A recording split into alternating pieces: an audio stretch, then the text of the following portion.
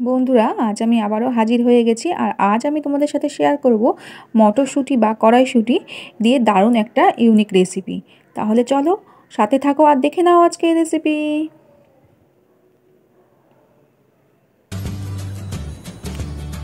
নমস্কার বন্ধুরা, Piu cooking and lifestyle চ্যানেলের নতুন একটা ভিডিওতে সবাইকে জানাই অনেক অনেক স্বাগত। তো দেখো, এই কড়াইশুঁটি দিয়ে আজকে আমি একদম নতুন ধরনের একটা রেসিপি তোমাদের সাথে শেয়ার করব। আজকের এই রেসিপি দারুণ হতে চলেছে বন্ধুরা। আর এই সময় কড়াইশুঁটি খুবই বাজারে পাওয়া যাচ্ছে, আর এই সময় কড়াইশুঁটির দামটাও অনেকটাই কম। তো তোমরা এই কড়াইশুঁটি একদম টাটকা বাজার থেকে নিয়ে এসে তোমরা এই রেসিপিটা তৈরি করে নিতে পারবে। খেতে কিন্তু অসাধারণ লাগে। আর দেখো, প্রথমেই আমি কড়াইশুঁটি ছাড়িয়ে নিয়ে নিয়েছি। দেখো, এখানে 200 গ্রাম কড়াইশুঁটি নিয়েছি। মাপটা তোমরা পরিমাণ বুঝে নিয়ে নেবে। কড়াইশুঁটি ছাড়িয়ে ভালো করে ধুয়ে নিয়েছি। ধুয়ে একটা মিক্সির জারে নিয়ে নিলাম। আর নিলাম 2 কাঁচা লঙ্কা, 4 কোয়া রসুন, অল্প একটু আদা আর অল্প একটু জিরে। এবার দিয়ে এর মধ্যে অল্প একটু জল দিয়ে, বেশি জল দেবে না, একদম অল্প একটু জল দিয়ে এটার একটা মিহি পেস্ট বানিয়ে নিতে হবে। তো দেখো, মিহি পেস্ট বানিয়ে আমি ফিরে আসলাম। তো দেখো, ঠিক এইভাবে একটা পেস্ট বানিয়ে নিতে হবে। পেস্টটা বানানোর সময় জলটা কিন্তু একদমই কম দেবে। তো দেখো, পেস্ট আমার বানানো হয়ে গেছে। একটা বোলের মধ্যে ঢেলে নিলাম। এইবার এর মধ্যে দেখো আমি বেসন অ্যাড করছি। এখানে আমার 200 গ্রামের থেকে একটু বেশি মটর ছিল, তো তার জন্য আমি এখানে 50 গ্রাম মতো বেসন অ্যাড করলাম। তো তোমরা এখানে বেসনটা বুঝে অ্যাড করে দেবে, খুব বেশি বেসন দেবে না। তো দেখো, এখানে আমি 50 গ্রাম, 200 থেকে একটু বেশি ছিল কড়াইশুঁটি, তার সেই বুঝে আমি এখানে 50 গ্রাম বেসন অ্যাড করছি। তো দেখো, এখানে আমি বেসনটা দিয়ে দিলাম। আর এর মধ্যে অল্প একটু নুনও আমি অ্যাড করে দেব। তো দেখো, ভালো করে আগে ব্যাটারটা গুলে নিচ্ছি। একদম ঠিক এই রকম হবে, খুব বেশি পাতলা হবে না। তো আর এদিকে দেখো, একটা থালা নিয়ে নিয়েছি। থালার মধ্যে দেখো একটু তেল মাখিয়ে নিচ্ছি। এটাকে ভাপাবো, ওর জন্য একটা থালার মধ্যে আমি এটা তেল মাখিয়ে নিলাম। দিয়ে এবার ব্যাটারটা দিয়ে দিচ্ছি। এই ব্যাটারটার মধ্যে অল্প একটু নুনও দিয়েছি, নুনটা অবশ্যই তোমরা অ্যাড করবে। তো দিয়ে এবার দেখো, এইভাবে থালার মধ্যে ভালো করে ছড়িয়ে দিলাম।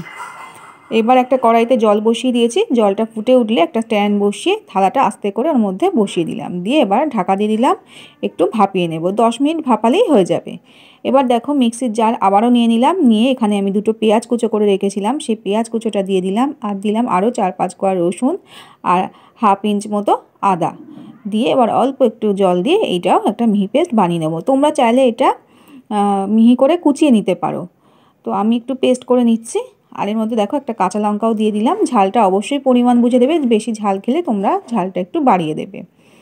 তো দেখো, আমার পেস্ট বানানো হয়ে গেছে। পেস্টটা বানিয়ে ফিরে আসলাম। আর এদিকে দেখো, 10 মিনিট হয়েও গেছে। আমি থালাটা এবার নামিয়ে নেব। খুব সুন্দরভাবে এটা সেট হয়ে গেছে। তো একটু ঠান্ডা হলে তারপর এটা কেটে নেব।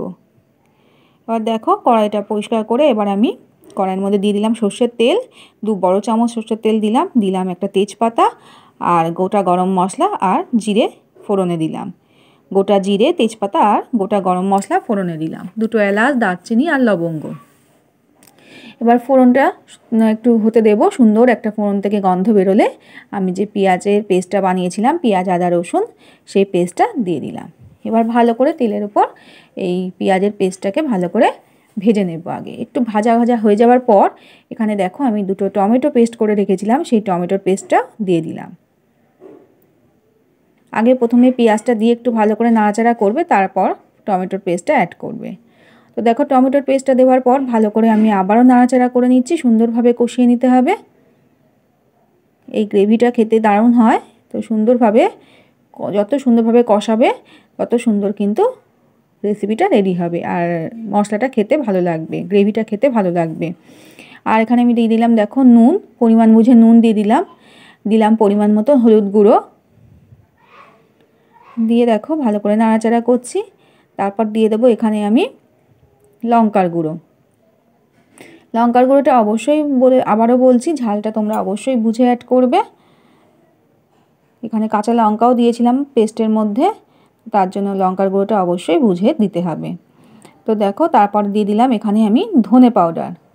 ধনে গুঁড়ো দিয়ে দিলাম বড় চামচের 1 চামচ মতো। তো ধনে গুঁড়ো দিয়ে আমি আবারও ভালো করে কষাচ্ছি। মশলাটা সুন্দর করে কষাতে হবে। আমার আজকের রেসিপি যদি তোমাদের ভালো লাগে বন্ধুরা অবশ্যই একটা লাইক করে দেখো। আর এই দেখো এখানে আমি দিয়ে দিলাম চিনি, অল্প একটু চিনিও অ্যাড করে দিলাম। চিনিটা দেওয়ার পর দেখো এবার একটু জল দিচ্ছি, দিয়ে এবার একটু ঢেকে দেব। ঢেকে দিয়ে মশলাটা সুন্দরভাবে কষাবো। তো দেখো ঢেকে দিচ্ছি, ঢেকে ঢেকে মশলাটাকে কষিয়ে নিচ্ছি। আজকে রেসিপি ভালো লাগলে আবারও বলছি বন্ধুরা অবশ্যই রেসিপিটা একবার হলেও ট্রাই করো, খেতে অসাধারণ লাগে।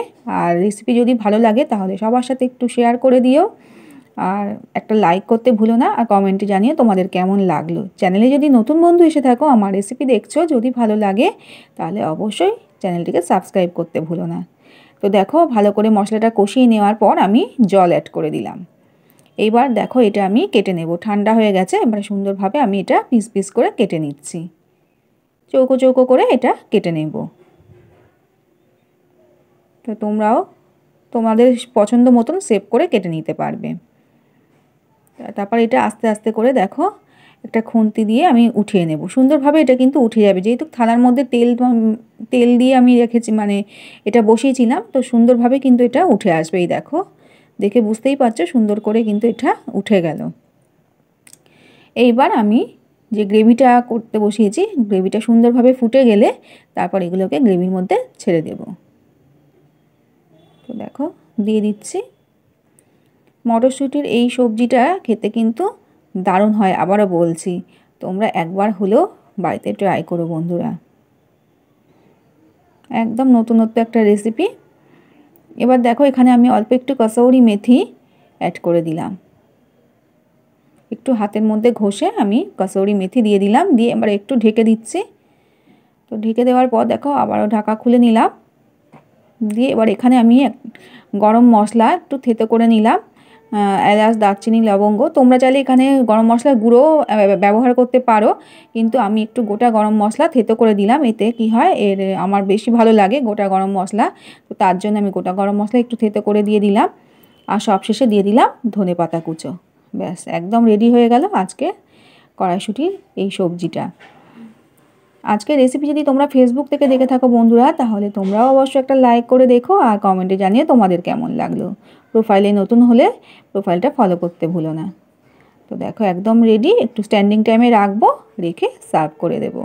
এটা ভাত, গরম গরম ভাত, রুটি সব কিছুর সাথেই কিন্তু ভালো লাগবে খেতে। তো রেসিপি কেমন লাগলো অবশ্যই আমাকে কমেন্টে জানাতে ভুলো না। সবাই খুব ভালো থেকো, সুস্থ থেকো, আবারও ফিরে আসবো এরকম নিত্য নতুন রেসিপির সাথে। টাটা।